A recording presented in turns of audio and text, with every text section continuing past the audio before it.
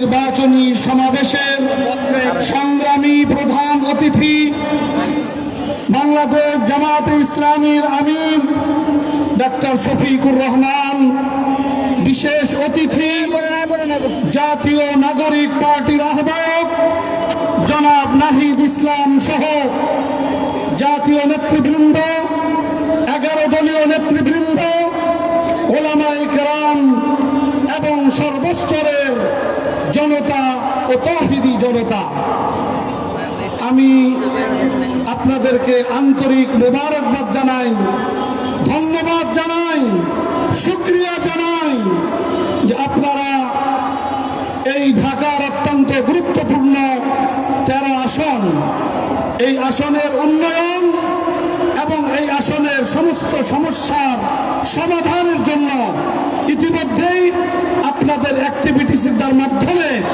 একথা মানুষের মধ্যে স্পষ্ট করতে সক্ষম হয়েছেন যে আগামী 12 তারিখের নির্বাচনে ইনশাআল্লাহ 11 দলীয় জোট মনোনীত প্রার্থী মাওলানা মামুনুল হক রিকশা মার্কার প্রার্থী, সেই ইনশাআল্লাহ বিজয়ী হবে। আমি আপনাদেরকে বিশেষ করে জাতীয় পর্যায়ের নেতৃবৃন্দ এবং এই 13 আসনের সর্বস্তরের জনতাকে আন্তরিক মোবারকবাদ জানাই।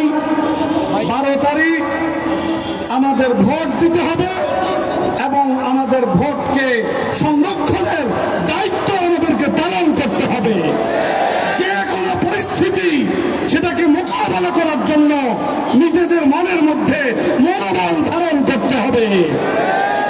আমরা 11 দলীয় নির্বাচনী ঐক্যের নেতৃবৃন্দকে আশ্বস্ত করতে চাই, এই ঢাকা 13 আসনের সর্বস্তরের 11 দলীয় নেতা কর্মীরা এবং এই অঞ্চলের সর্বস্তরের মানুষরা তারা ইনশাআল্লাহ 11 দলকে ঢাকা 13 ইনশাআল্লাহ উপহার দেবে ইনশাআল্লাহ। এবং আমরা আশা করি শুধু ঢাকা 13 নয়, গোটা বাংলাদেশে 11 দলীয় জোট মনোনীত প্রার্থীগণ বিজয় লাভ করে আগামী দিনে বাংলাদেশের সরকার ইনশাআল্লাহ গঠন করবে।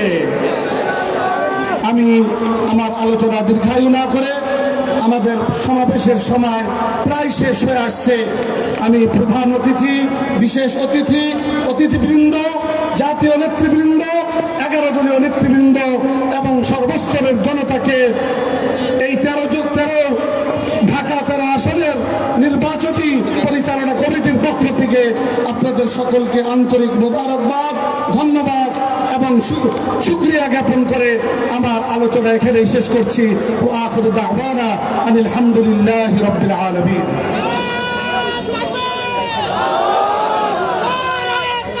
প্রিয় মোহাম্মদপুরবাসী, এ পর্যন্ত